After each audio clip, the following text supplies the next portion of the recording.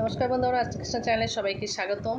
তো আগামী 10ই মে শুক্রবার 2024 সালের অক্ষয় তৃতীয়া আসছে। অক্ষয় তৃতীয়া দিন আমাদের বাঙালিরা অত্যন্ত শুভ দিন হিসাবে মানে। তো অক্ষয় তৃতীয়াতে আমার আজকের ভিডিও হচ্ছে অক্ষয় তৃতীয়া দিন যে 12টি রাশি আছে, 12টি রাশি যে জাতক জাতিকারা আছেন, তো তারা ওই দিন কী কিনবেন।